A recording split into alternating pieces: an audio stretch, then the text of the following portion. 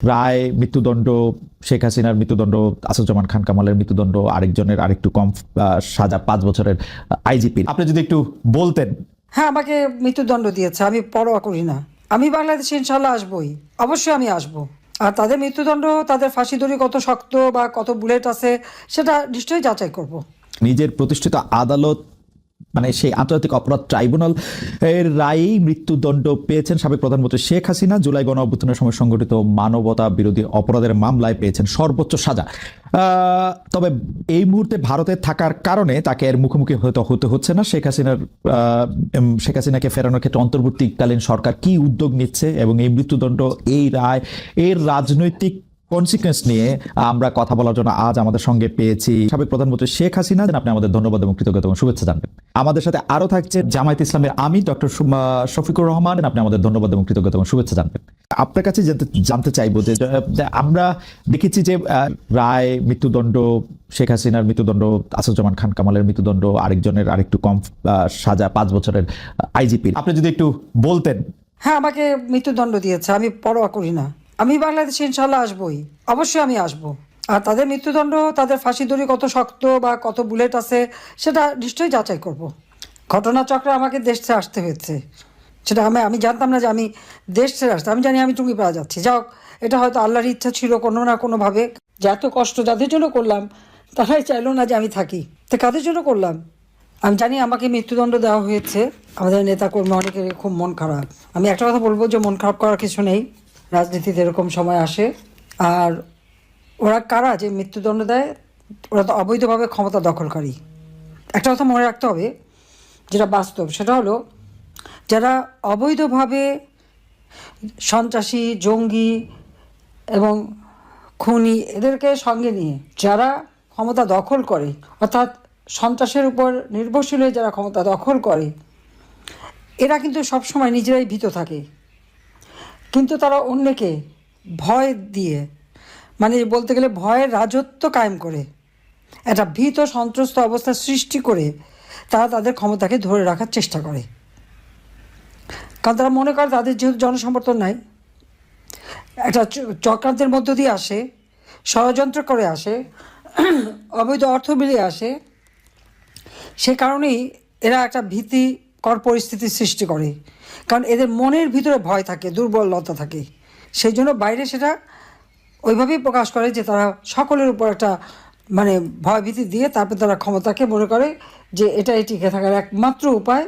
আর ক্ষমতার মসনদ টিকে রাখার জন্য তারা এই অবস্থাটা সৃষ্টি করে।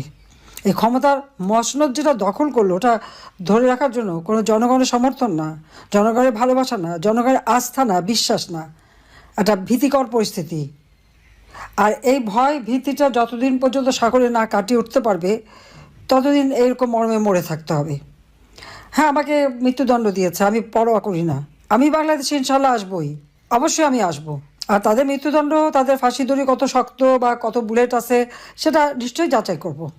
ঘটনাচক্রে আমাকে দেশ ছেড়ে আসতে হয়েছে, সেটা আমি জানতাম না যে আমি দেশ ছেড়ে আসতে। আমি জানি আমি টুঙ্গিপাড়া যাচ্ছি। যাও, এটা হয়তো আল্লাহর ইচ্ছা ছিল কোনো না কোনোভাবে। কারণ আমি একটা জিনিস আমি সবসময় দেখি, বাংলাদেশে আমি যখন ফিরে আসি অনেকেই খুব শঙ্কিত ছিল যে দেশে আমার মা, বাবা, ভাই, ছোট্ট রাসেলকে পর্যন্ত ছাড়ে নাই, তাকেও হত্যা করেছে। সেই দেশে আমি ফিরে আসব, সেখানে যুদ্ধাপরাধীরা, আমার বাবার হত্যাকারীরা ইন্ডেমনিটি দেওয়া হয়েছে, তারা এখন দেশে বিদেশে চাকরি, তারা খুব রমরম অবস্থায় থাকে। ওই অবস্থায় আমি যে আসব, অনেক বাধা ছিল, অনেকের মনে দ্বিধা ছিল। আমি কিন্তু ফিরে এসেছিলাম।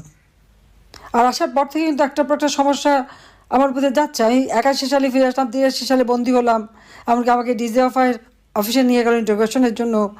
এরপরে আবার 85 সালে, আর যখন যেখানে গেছি সেখানে তো মানে একবার আক্রান্ত হয়েছি, এ তো কতবার। কিন্তু হ্যাঁ, আমি বেঁচে গেছি, আমি বারবার বেঁচে গেছি। জানি না, এখানে আমি বলবো আল্লাহ রাব্বুল আলামিন আমাকে বাঁচিয়ে রেখেছেন। কারণ আমার হাতেই আমার বাবা, মা, ভাই, তাদের হত্যাকারীদের বিচার হবে। আমার হাতেই এই যুদ্ধাপরাধীদের বিচার হবে। আমার হাতেই বাংলাদেশ দারিদ্র্যমুক্ত হবে, উন্নত হবে, সমৃদ্ধশালী হবে। চিফ প্রসিকিউটর যে কথাগুলি বলল, আমি আগুন দিয়েছি, আমি মেট্রো রেল বিটিভি সব ভবনে নাকি আমি আগুন দিয়েছি, অথচ তাদের লোকরা নিজেরা যেখানে স্বীকার করছে, অপরাধীরা নিজেরাই স্বীকার করছে, আর অপরাধী বলেই তো ইউনূস তাদেরকে দায় মুক্তি দিল।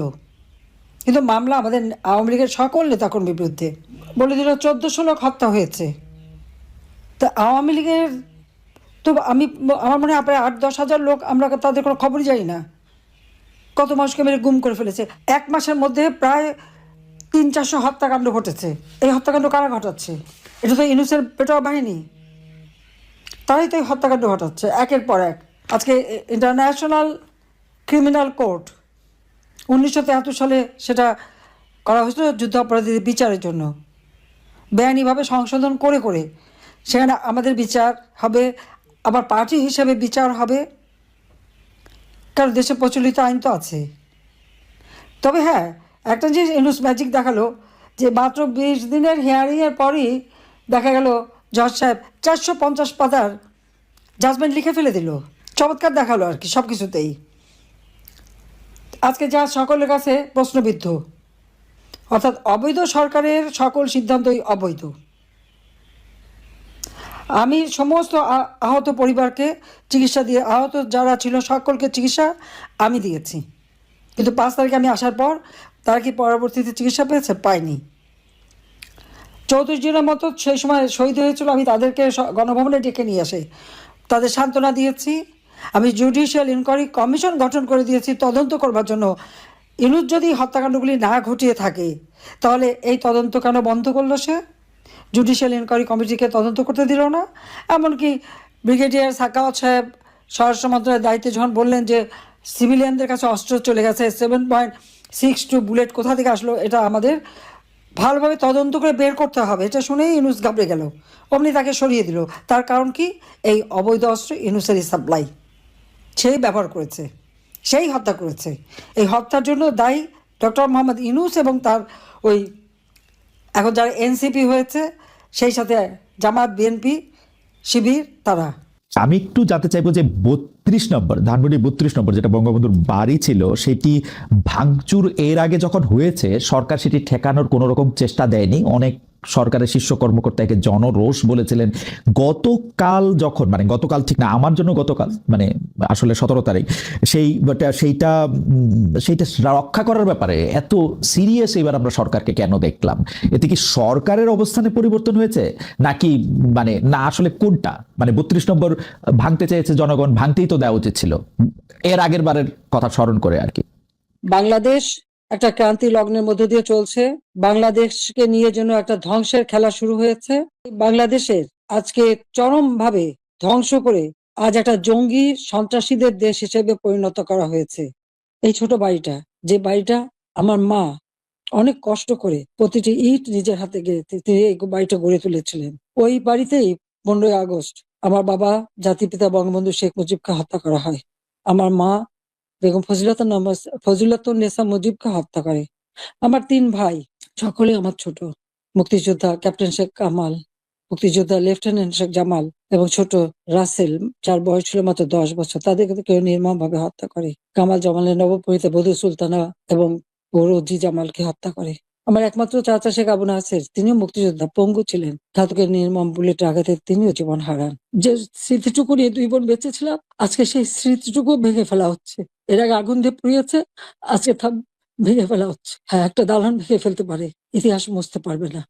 একবার ভাঙলে আবার আমরা করতে পারবো। এই বাংলাদেশ আবার মাথা তুলে দাঁড়াবে, বাংলাদেশের মানুষ আবার বিশ্ব দরবারে মাথা উঁচু করে দাঁড়াবে। আল্লাহ যখন বাঁচিয়ে রেখেছেন, তো নিশ্চয়ই আমার কিছু কাজ বাকি আছে, সেটুকু করার জন্য আল্লাহ বাঁচিয়ে রেখেছেন। নইলে বারবার কেন মৃত্যুর হাত থেকে বেঁচে আসবো? মানুষের দোয়া, উপরে আল্লাহ রাব্বুল আলামিন ওই গ্রেনেড হামলা, গুলি, বোমা সব জায়গা থেকে তো আমাকে রক্ষা করে নিয়ে এসেছেন। এবারেও তো সেই একই অবস্থা। এবারে তো একটাই লক্ষ্য ছিল, তার মেটিকুলাস ডিজাইনই ছিল ইউনূস সাহেবের আমাকে 2 বোনকে হত্যা করা। তারপরেও কিভাবে আল্লাহ আমাদেরকে রক্ষা করেছেন। কাজেই আবার বাংলাদেশ ফিরে আসবে, মুক্তিযুদ্ধের চেতনা গড়ে উঠবে, শহীদের রক্ত কখনো বৃথা যেতে পারে না, এটাই আমার কথা। আমাদের মুক্তিযুদ্ধের ইতিহাস আমাদের গৌরবের ইতিহাস, আমাদের বিজয়ের ইতিহাস। এই ইতিহাসকে মুছে ফেলতে পারবে না। আমি জানি এটা মুছে ফেলার চেষ্টা হচ্ছে, সংবিধানকে ধ্বংস করা, জাতীয় পতাকা ধ্বংস করা, অনেক চেষ্টাই করা হয়েছে। কিন্তু লাখো শহীদের রক্তের বিনিময়ে যে পতাকা পেয়েছি, যে সংবিধান পেয়েছি, যে স্বাধীনতা পেয়েছি, তা ওই কয়েকজন বুলডোজার দিয়ে ভেঙে গুড়িয়ে দেবে এ শক্তি তাদের হয়নি এখনো। এটা তাদের দুর্বলতার প্রকাশ। তারা একটা দালান ভাঙতে পারে, কিন্তু ইতিহাসকে তারা ধ্বংস করতে পারে না। ইতিহাস কিন্তু তার প্রতিশোধ নেয়, এটাও তাদের মনে রাখতে হবে। একবার মুছে ফেলা হয়েছিল 75-এর পর, এরপর আবার এখন শুরু। যারা এটা করছে তারা তাদের হীনমন্যতার পরিচয় দিচ্ছে। যারা এটা করছে তারা তাদের হীনমন্যতার পরিচয় দিচ্ছে।